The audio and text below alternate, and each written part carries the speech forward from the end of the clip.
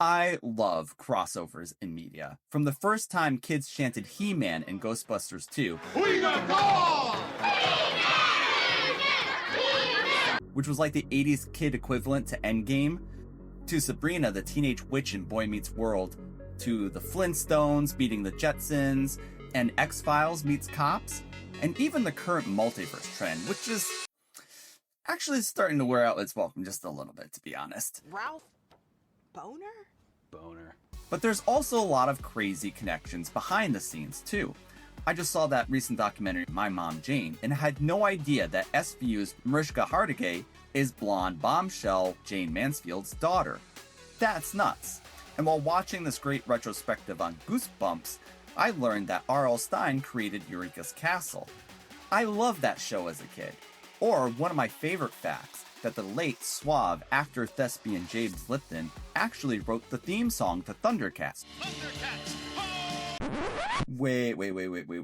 That one's not true? Fact checking, you're ruining my childhood. But anyway, there's tons more fun stories like that just waiting to be unpacked.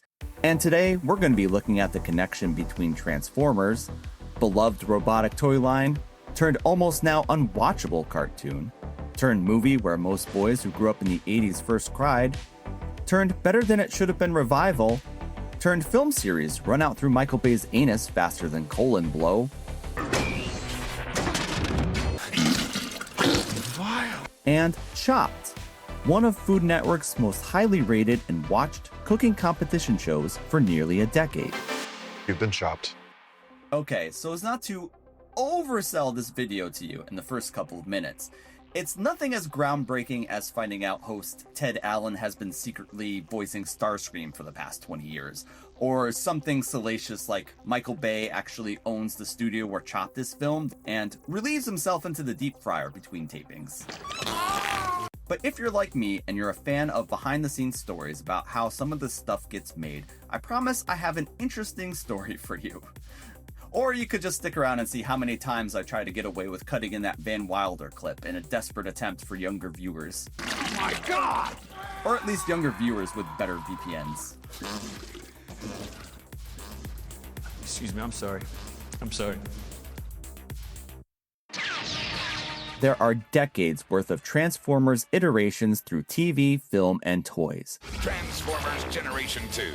But the area that we're most interested in today is the realm of video games.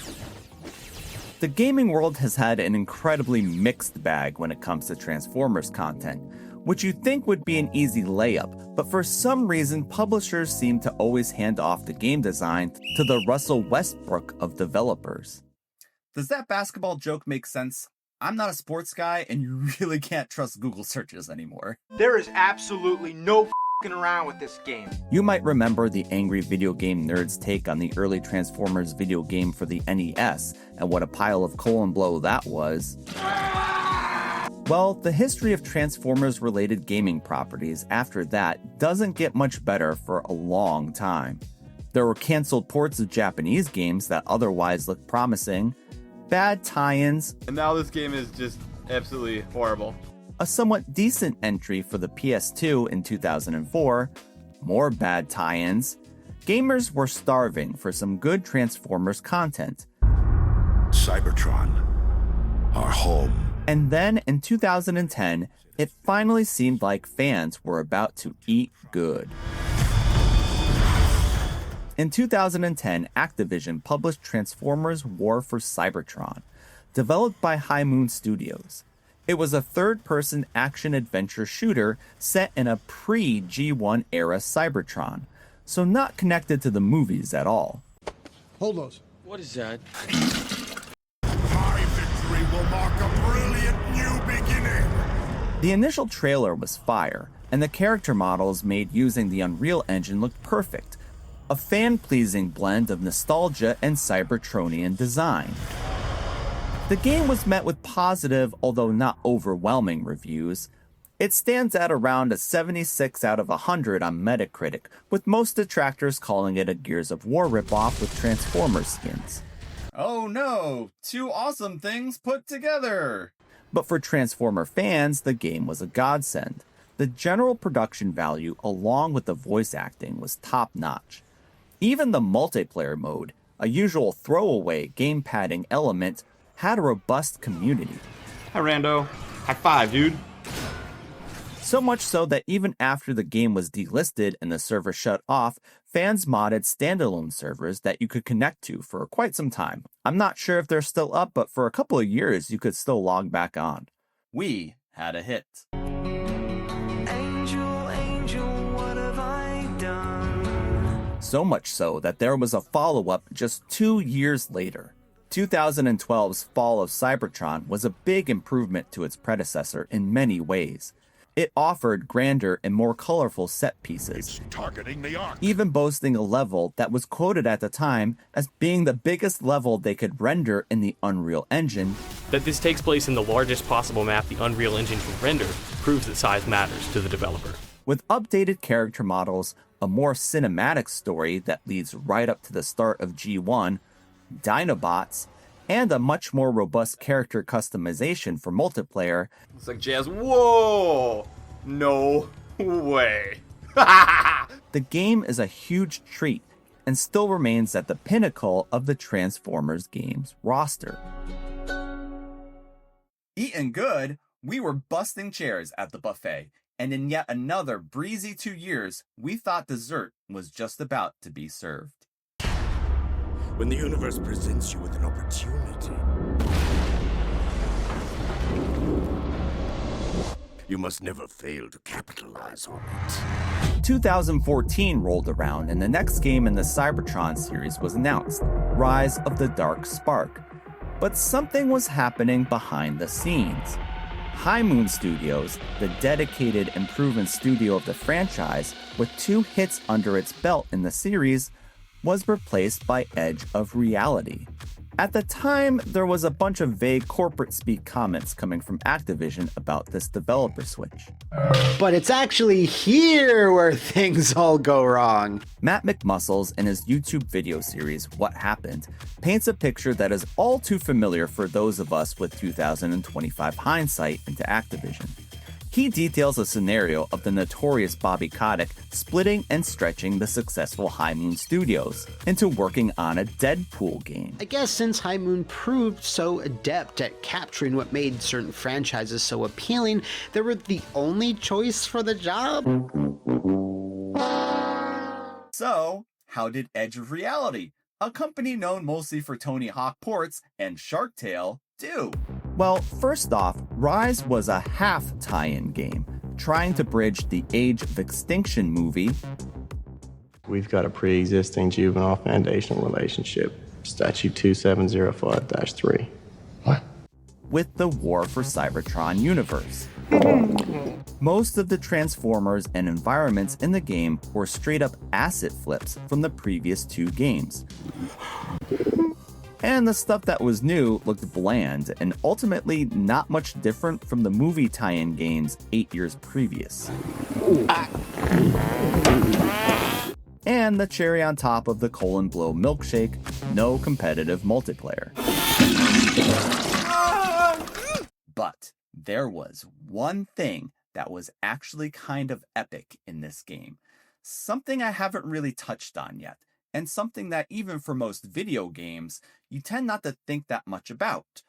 The one thing that Rise of the Dark Spark actually had that stood out and was something I grew to love was the opening titles music. The matrix of leadership, formed from Primus himself, grants the bearer the wisdom of the primes. The opening titles of the game actually do a decent job of getting the player hyped. But for every It's very evocative of that first cinematic trailer for War for Cybertron. We get Megatron and Optimus Prime, giving us both sides of the conflict. This is our darkest hour. Cybertron has nearly fallen, and the Autobots are on the verge of defeat. This is our finest hour. Then the player is hit with the main title and is thrown into the first proper level of the game. Decepticons grasp.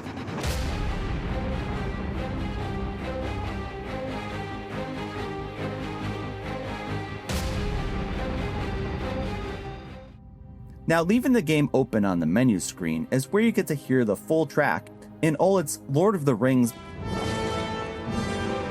by way of Daft Punk glory.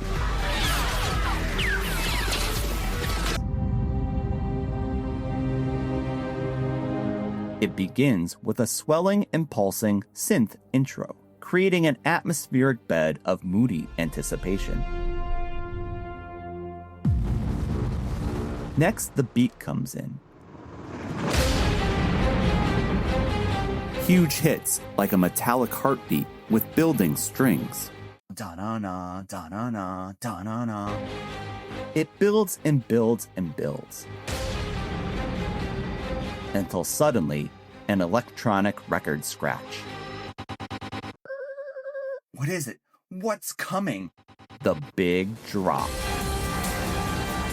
The beat explodes back in, even more bombastic than before. Da-na-na, da-na-na, da-na-na. A punchy orchestra with dubstep-style synths that sizzle with friction.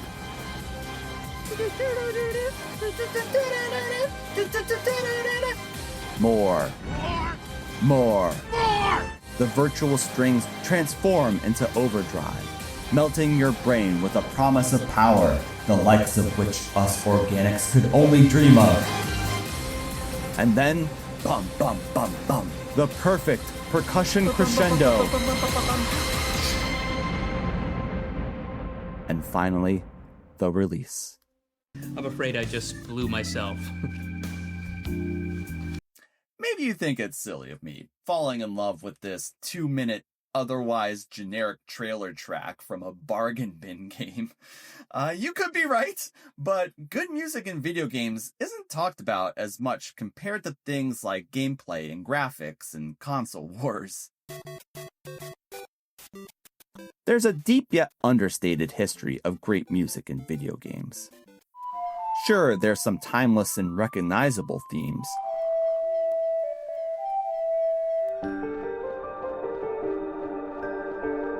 but also a lot of great music that plays in the background. 90% firing sequence initiated.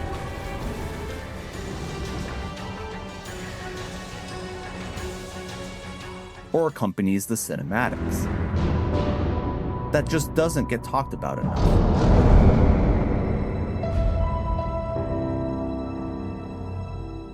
And there's some surprising connections here too, like how Michael Jackson once did the music for Sonic 3.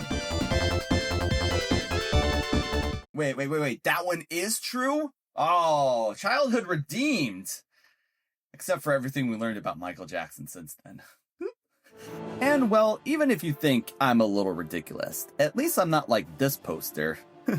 Effing and sucking to the Sonic Unleashed Night Boss theme.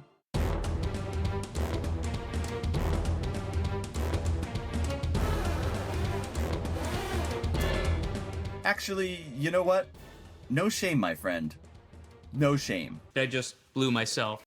But you might be asking yourself at this point, what does this have to do with Food Network's #1 rated cooking competition show, Chopped? What could the connection actually be? Well, to answer that question, let's go find someone that's actually worked on the show.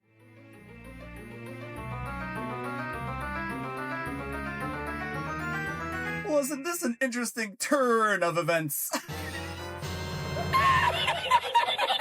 Hey, that's right. I actually work on Chopped as a video editor, and have for almost a decade now, backed up by a lot of experience working in unscripted TV, which is the term we like to use for food and renovation and travel shows, so that it doesn't have the stink of reality TV to it.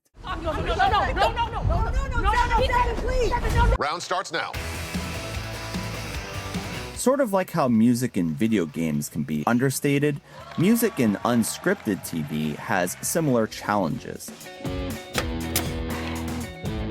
Specifically in shows where the interviews and dialogue is very important. One of our more popular dishes at the Wooden Spoon are chicken wings, and I'm pretty confident I know how to make a good chicken wing. The scoring and music work tends to be squashed in the final mix when the show goes to air. So I dredge the chicken wings in flour and salt and pepper, throw them in the deep fryer. although streaming dramas somehow have the opposite problem where the voices are mixed too low. I think it'll always be alright. What? Some shows go the minimalist approach, where they use just a few repeated tracks at only very specific instances to create a brand feel through the music. 4 competitors think they have what it takes to be the Chopped champion.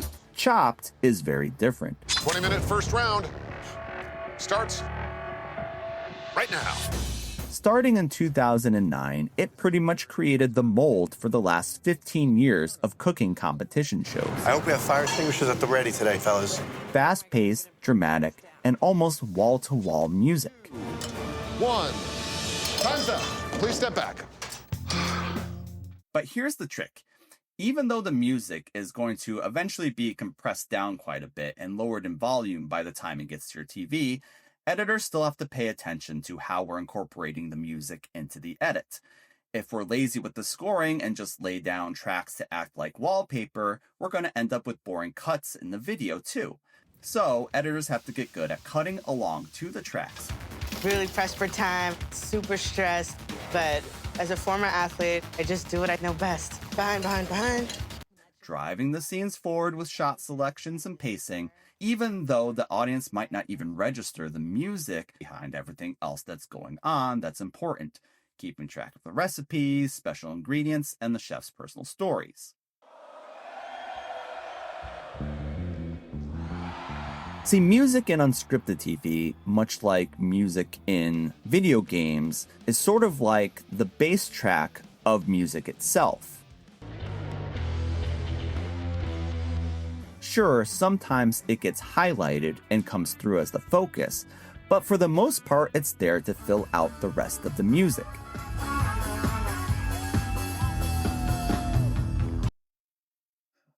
So Chopped uses a lot of music, but where does it come from? Most unscripted shows, even big ones like on Food Network, of course don't have the budget for their own composers, so we tend to use large stock music libraries. These are large collections of a variety of music tracks, spanning extensive numbers of genres that are generally up for grabs for anyone to use, provided they pay an overall fee to access and license that library. A lot of the unscripted production world uses these libraries, including commercials and corporate video too. In fact, this one time I was working on this pilot in 2013. It was for a new cooking channel show called Restaurant Redemption. It was basically a positive-focused Asian spin on kitchen nightmares. While working on the series, we spent a lot of time combing through the music library, looking for the perfect tracks that would be our soundscape for the show. It really woke me up. Music that would evoke redemption for these struggling Asian restaurants that our host would come into to try and redeem. Well, after a week of trying different things, a bunch of different songs and feels, we finally nailed down what would be our score for the pilot. Then, it was literally like a day or two later, I heard the exact same music being featured in a menopause commercial. Redemption for your aging vagina. Anyway, back to the topic at hand. Due to the amount of music we had to add to Chopped for each and every episode, we editors often had to spend a lot of time sifting through these music libraries, picking out the best tracks. It was sometime in early 2017, I was doing one such of these forays into the stock track library, looking for music for the fast-paced cooking sections, slower judging sections, and even some trailer-esque music for the cold opens and bios. When I happened across a track labeled The Watcher.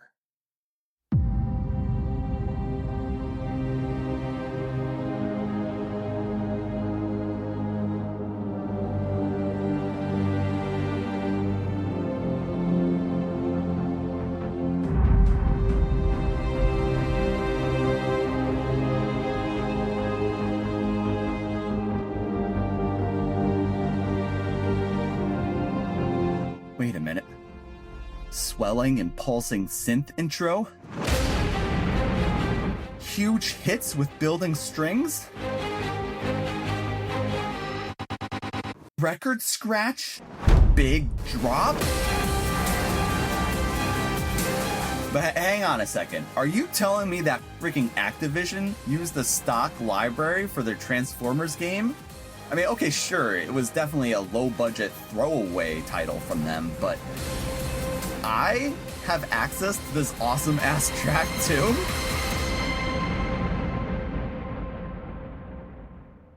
Well, wait. This was used in the opening of a Transformers game.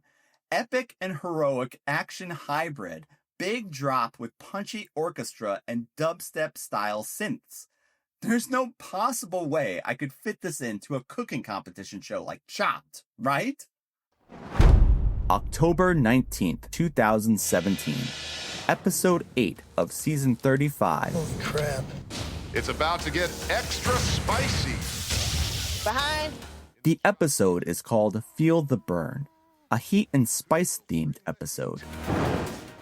Chef Ken Hatfield and Chef Eris Johnson have made it to the dessert round. Open them up. Both contestants are neck and neck overall, and when they see their ingredients in the final mystery basket, they come to the same conclusion, that an ice cream is the best path forward to winning the $10,000 prize. Round starts now. But here's the problem. In Chopped, there is only one fryer and one ice cream machine, and this is done very deliberately. Chef Ken, a self-proclaimed heat expert, has an idea for a spicy ice cream. Chef Eris wants to bring the championship home with her own epic candied sriracha ice cream. Ice cream can take up to 8 minutes to churn correctly in the machine, or else it just comes out like soup. And that's almost a third of the total cooking time they have for the dessert round. So whoever gets into the machine first guarantees that their ice cream will set in time. But they've used 10 minutes of their cooking time already. And chefs, 20 minutes left on the clock. Da-na-na, da-na-na. Oh my God, it looks like they're doing the same thing at the same time. So as I temper that white chocolate in, I look at Eris, and it looks like she's making ice cream too. Big drop. So I'm racing to get the ice cream machine first. Now it's a race. Their cold egg yolks both need to be tempered into their hot ice cream bases in order to avoid the eggs scrambling. This is a careful process that can't be rushed without ruining the ice cream.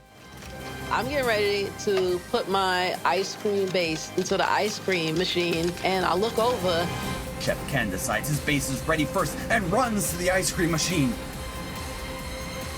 All Chef Eris can do is look on, defeated, as Ken adds his mixture to the machine.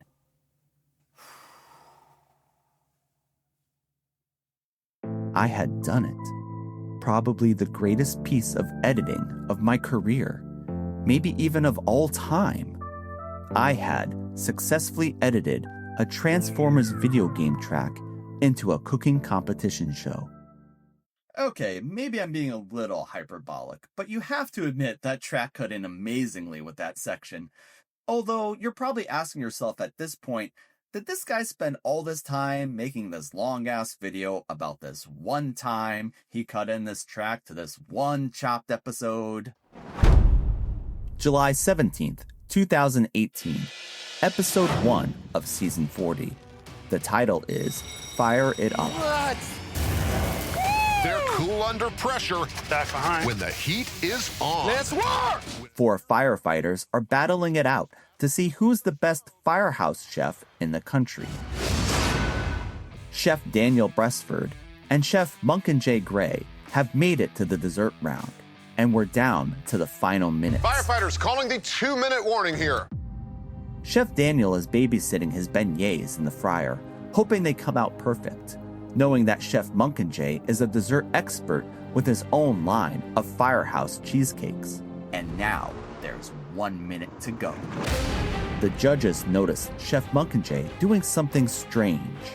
Guys, look at Mockingjay. He is on his knees, intently working to make some kind of a garnish out of a strawberry. Sweat pouring down his face in the final minute, he's carving beautifully elegant flowers out of his strawberries, a key basket ingredient. Looking good over there, brother. Yes, sir.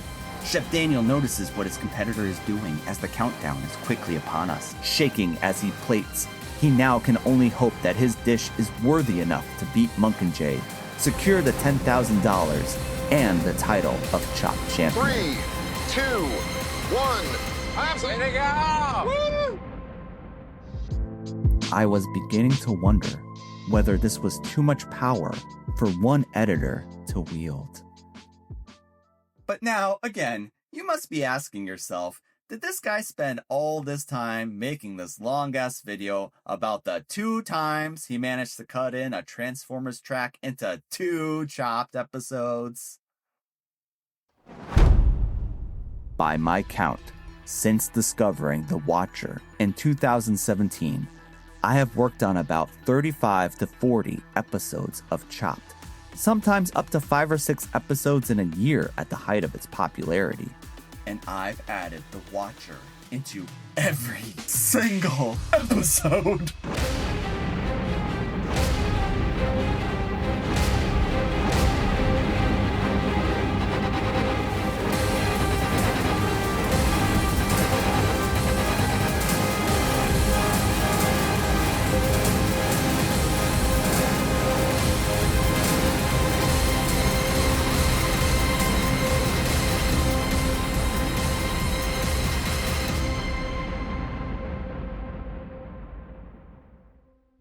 Before I forget, I'd like to give a shout out to the composers of The Watcher, David Travis Edwards and Max Cameron Concourse. You guys really understood the assignment, as they say, and made a minute 45 absolute banger for this music library.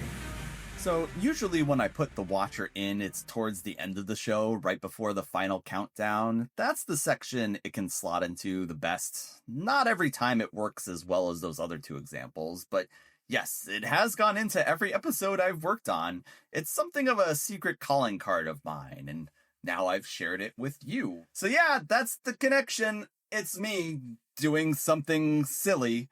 But aside from just telling like a funny behind the scenes story, there are a couple other reasons I wanted to make a video about this. This came from my love of Transformers, video games, and putting passion, even silly passion, into the work I do. And I really want to hear more stories from all of you out there, showing me how you put a little extra human joy into your work. You know, with AI and media consolidation and even censorship on the rise, I think it's important for all the struggling artists out there to highlight those little human touches in our work. And maybe this will be a jumping off point for someone else to tell their story. In the meantime, I'm Rick, and I thank you so much if you've made it to the end, and keep your ears open for the next time you're watching Food Network. By the way, this thing was really too small and tight. I didn't actually mean to order this.